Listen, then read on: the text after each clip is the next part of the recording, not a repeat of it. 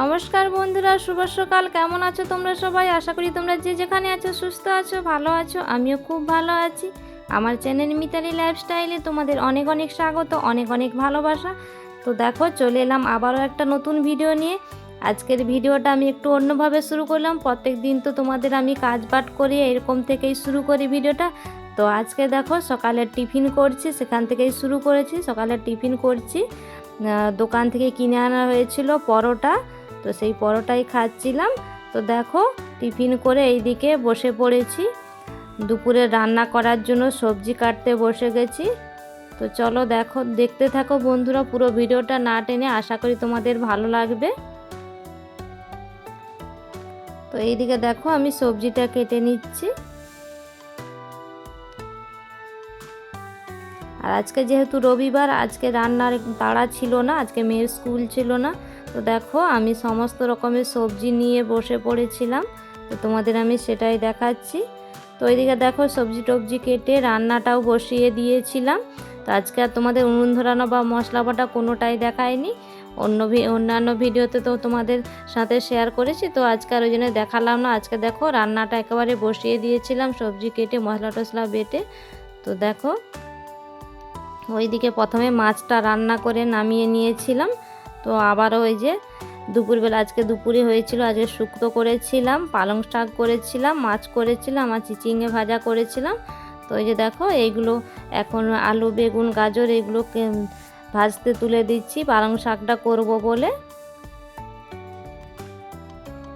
তো আজকে যেহেতু আমি ভয়েস ওভারটা সন্ধেবেলায় দিচ্ছি, ওই জন্য আগে আগে থেকেই বলে দিতে পারছি যে কি কি রান্না করেছিলাম বা কোনটার পর কি করেছিলাম। তো দেখো, ওইদিকে রান্নাটা বসিয়ে দিয়ে, তো শাকের মধ্যে জল দিয়ে দিয়েছি, শাকটা সমরা দিয়ে তুলে। তো দেখো, এইদিকে ভাতের হাঁড়িটা হয়ে গেছে, ওই জন্য ভাতের ফ্যানটা গালবো। তো দেখো, এই যে ভাতের ফ্যানটাও গেলে নিচ্ছি এখন।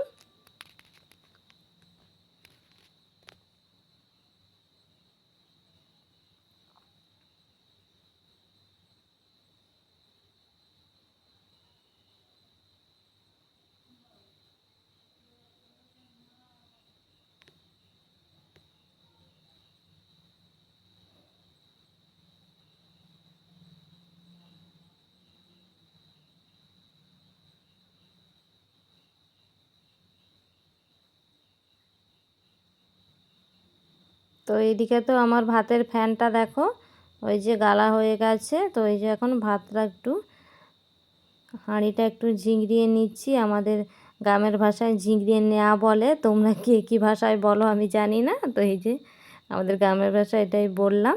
তো দেখো, যেহেতু ভাতের হাঁড়িটা শোকর হাঁড়ি, ওই জন্য হাতটা ধুয়ে নিচ্ছি। তো ওইদিকে তো আমার রান্না বান্না দেখো হয়ে গেছে। রান্না বান্না হয়ে যেতে তারপরে এই যে তোমাদের দাদাভাই কাজে গিয়েছিল, কাজ থেকে আসার সময় এই যে দেখো মাছ কিনে এনেছে। তো কি করব, রান্না বান্না হয়ে গেলেও কিছু তো করার নাই, যেহেতু কিনে এনেছে তো ওটাকে তো কাটতেই হবে।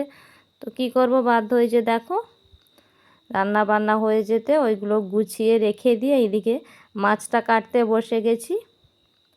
তো বন্ধুরা, দেখতে থাকো আমি কিভাবে মাছটা কাটলাম। ওই দেখো, হাত থেকে স্লিপ করছিল, ওই জন্য মাকে বলছিলাম একটু উনুন থেকে ছাই দিতে, ওই জন্য মা পাশে উনুন থেকে একটু ছাই দিয়ে গেল।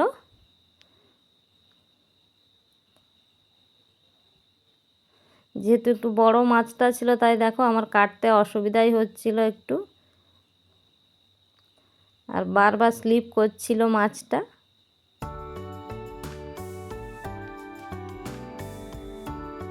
আর আমাদের বাড়িতে জানো তো, মাছটা জানলে আমিই কাটি, মা কাটে না। মা বলে আমি অতটা ভালো পারবো না, তুমি কাটো। ওই জন্য মাছ টাছগুলো আমিই কাটি। ওই যে দেখো, আমার মাছের আঁশটা তোলা হয়ে গিয়েছিল, এবারে আমি মাছগুলো পিস পিস করে কেটে নিচ্ছি।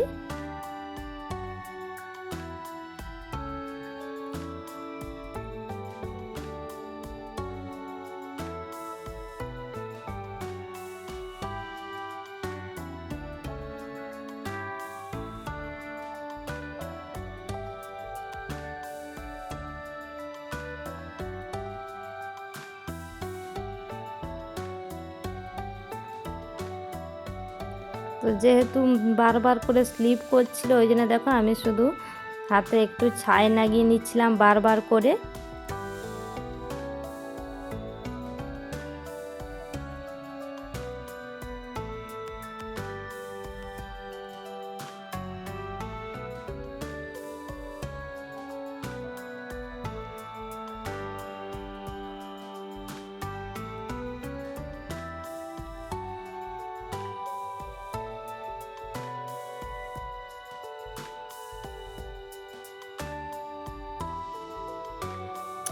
আর বন্ধুরা জানো তো, আমার মাছটা কাটার সময় খুব ভয়ও করছিল যে হাতে না লেগে যায়। অনেকটা ভয় ভয় করেও মাছটা কাটছিলাম।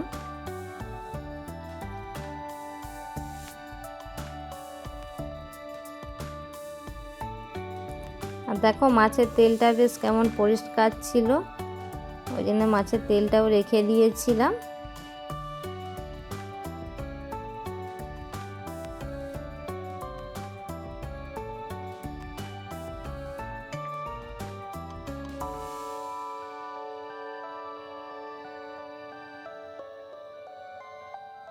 ওই যে দেখো মাছের তেলটাতে কোনো কাদা মাটি কিছুই ছিল না, পরিষ্কার ছিল, ওই জন্য রেখেই দিয়েছিলাম।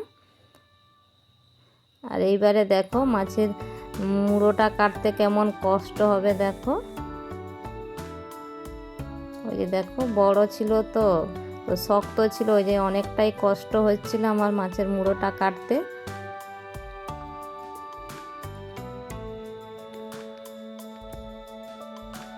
আর বন্ধুরা আজকের ভিডিওটা এই পর্যন্তই। আজকের ভিডিওটা আর সারাদিন টেনে নিয়ে যায়নি, আজকের ভিডিওটা এখানেই শেষ করে দিয়েছি বন্ধুরা। প্রত্যেক দিনের মতো বলছি, যদি ভিডিওটা ভালো লেগে থাকে লাইক কমেন্ট শেয়ার সাবস্ক্রাইব করে যাও। তো আজকের মতো বিদায় নিচ্ছি, তোমরা ভালো থেকো, সুস্থ থেকো, টাটা।